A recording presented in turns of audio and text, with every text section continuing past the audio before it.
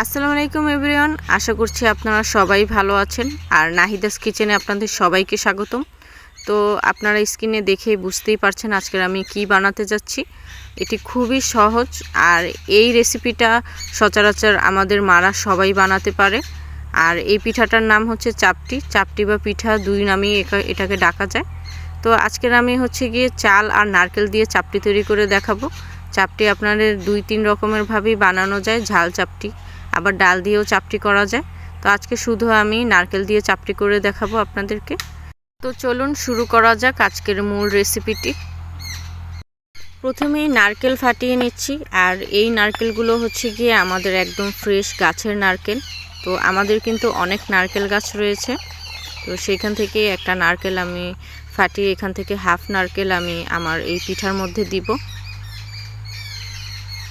এবার নারকেলটাকে সুন্দরভাবে কোরানি দিয়ে কুড়িয়ে নিচ্ছি।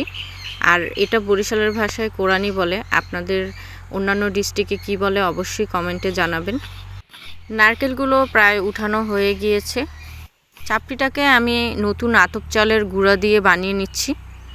আর এই ব্যাটারের মধ্যে এখন দিয়ে দিচ্ছি নারকেল, পুরো নারকেলটা দিয়ে দিচ্ছি আর সামান্য পরিমাণ লবণ দিয়ে দিব।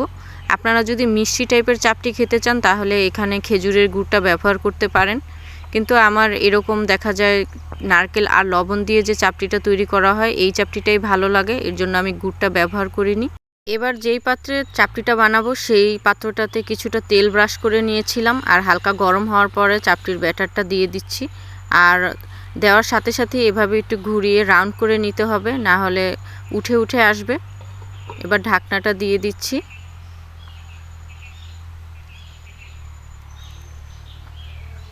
ব্যাটারটা দেখুন এরকম পাতলা হবে। তো এবার প্রথম চাপটিটা কিন্তু হয়ে গিয়েছে, এবার উঠিয়ে নিচ্ছি। তেল ব্রাশ করার জন্য কিন্তু চাপটিটা পুরোপুরি সুন্দরভাবে পারফেক্টলি উঠেছে, দেখতেই পাচ্ছেন কতটা পারফেক্ট হয়েছে। এবার সেম প্রসেসে আরও একটা চাপটির ব্যাটার দিয়ে দিচ্ছি আর এভাবেই সবগুলো চাপটি ভেজে নিচ্ছি।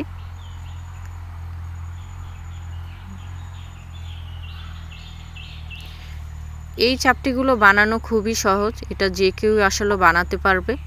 তো যেহেতু গ্রামে এসেছি অনেক দিন ধরে আপনাদের সাথে কোনো ভিডিও শেয়ার করা হচ্ছে না, যার জন্য এই সিম্পল রেসিপিটা আপনাদের সাথে শেয়ার করলাম।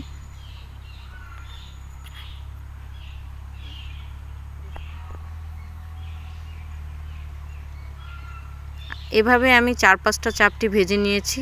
আমি ভাজছি বলতে আমার মা ভাজছে আর আমি ভিডিও করছিলাম। শীতের সময় কিন্তু এরকম চাপটি গরম গরম আর সাথে নারকেল খেজুরের গুড় দিয়ে খেতে কিন্তু অসাধারণ লাগে। আপনারা একবার বাসায় ট্রাই করতে পারেন, বা গ্রামে যদি থাকেন কেউ ট্রাই করতে পারেন।